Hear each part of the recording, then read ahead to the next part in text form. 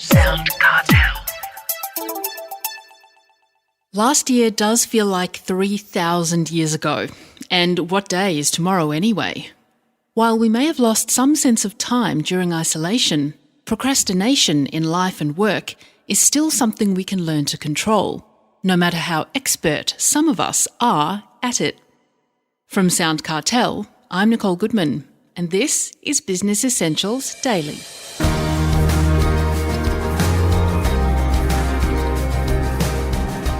Do you procrastinate? Put things off that you just don't feel like doing, even when you know you should be doing them now. Many people are procrastinators and don't even know it, says time management expert Les Watson, author of Get Back an Hour in Every Day. But there are ways to cure procrastination, and it'll make a big difference to our business if we do. Les tells us how in a moment. First, how does he define procrastination? Les Watson is talking to Heather Dawson.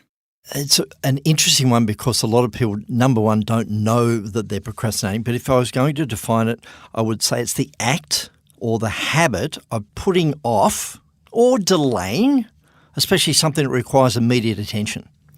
So it could be a problem in the business environment then? Well, people have symptoms of procrastination and may not be realising that it's something that is impacting their life and their business because no one's ever pointed it out. Or maybe they're looking at it going, that pile of papers on my desk, yep, you're right. I really don't want to make a decision on it, so I'm procrastinating.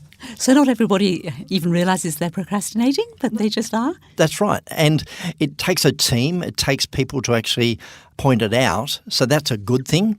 And if you're a one-man band, if you're running your business on your own, then it's a check. It's an opportunity for you to stop, look at the sort of things in your life and go, do I procrastinate? Do I put it off? Those sorts of things.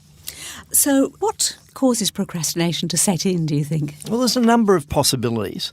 Maybe you're waiting for the right time. So I won't do it yet. I'll put that off. It's not the right time right now. And Napoleon Hill, we all know Napoleon Hill. Napoleon Hill said it this way, don't wait. The time is never just right. Start where you are, work with whatever tools you have at your command, and better tools will be found along the way. So it's not a matter of the time will come. Why don't you start now and see what happens? So that's that one. And maybe you're not clear on what it is you want. And I talk about clarity. Clarity is power. The more clear you can be on what it is that you want, the better it is. So get clear on it. And if you're not clear, it's one of the reasons why people don't act. It's like, I don't know what I'm doing. So therefore they don't actually act upon it. Or you may be overwhelmed by the sheer magnitude of the task set before you, and this can keep you stuck. And if you've actually started tasks and not completed, that's another one of procrastination called I've got so many of them that I actually can't choose what it is that I'm going to do. Maybe you're thinking of ideas and not acting. And I've worked with many people, they're great ideas people. They love their ideas and they'll come up with so many of them but not actually start on any of them. And another one is a lack of thorough planning. So sometimes that clarity is due to insufficient planning. So I really don't know what the next step is. And that's where I come into and I say get support, get someone that can feed it back to you and get clarity on those next steps. So you can, once you've recognised that you might have a problem, you can cure yourself, can you? You can. It's a learned thing. And for me, I come back to the 4Ds, and we've discussed the 4Ds previously. The 4Ds of do it, dump it, delegate and decide when. So for me and the people that I work with, it's about leadership. It's about personal leadership, the opportunity to lead your own life. So if you are thinking you're a procrastinator, one of the 4Ds, if something comes across your desk or an email comes in, it's an opportunity to lead your life and choose one of the four. Do I do it right now and get it over and done with? Do I put in the bin because it's not really relevant right now? Is it something that I can handball? I'll just handball that one to Heather. and I can delegate it to somebody else. Or if I'm not going to do it now, when can I do it in the future? So it's a personal leadership thing, an opportunity for an individual to go, if I've got this item in front of me and I've got four choices, rather than think about it, what can I do right here, right now? So that's number one. And be willing to make those decisions. There's a great quote from T. Boone Pickens. He said, be willing to make decisions. Don't fall victim to what I call ready, aim syndrome. Right. You must be willing to fire.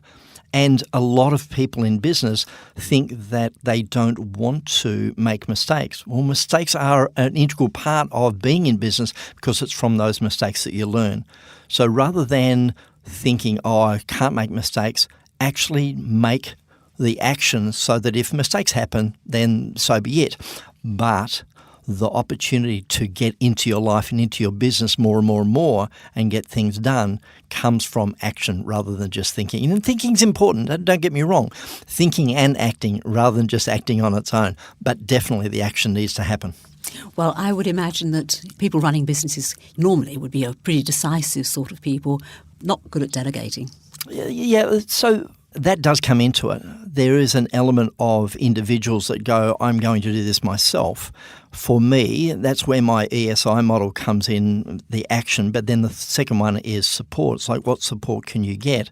2 keys of support, asking for support. So actually having a big enough courage to get off your ego and go, I need a hand. Excuse me, Heather, I need a hand. Can you give me a hand with this?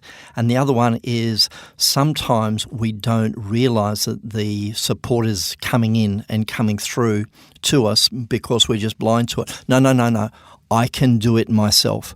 Thank you, but no, I'll do it myself. Thank you. No. I'm the captain of my own ship, master of my destiny. Heather, leave me alone. I'll do it myself. So people push people away, and that's being unsupportable. So the opportunity there is to allow people in.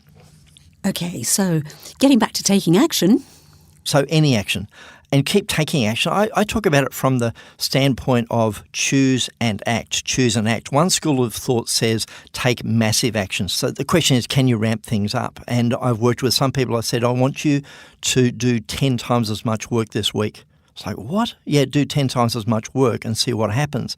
And Parkinson's law is very much like that. The amount of work will expand to the time required. However, you can do the opposite, where you can actually increase the amount of work that you're doing to get a bigger and better result rather than just sitting in it. So act. Action, this is a Picasso quote, action is the foundational key to all success. Even Benjamin Franklin said, never leave till tomorrow that which can be done today. And I put an addendum, because if you like it today, you can do it again tomorrow. You also say, wrapped up in all this, Les, are you keeping your word? What do you mean by that? Well, if you say you're going to do it at 2 o'clock, do it at 2 o'clock.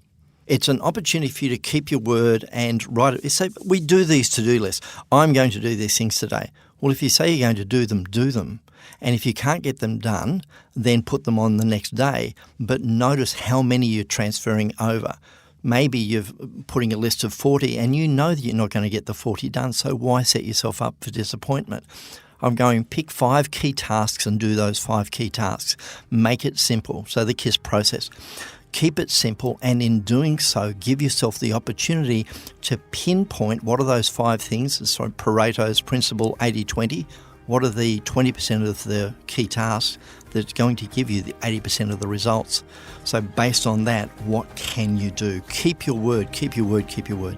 That was time management expert Les Watson, author of Get Back an Hour in Every Day.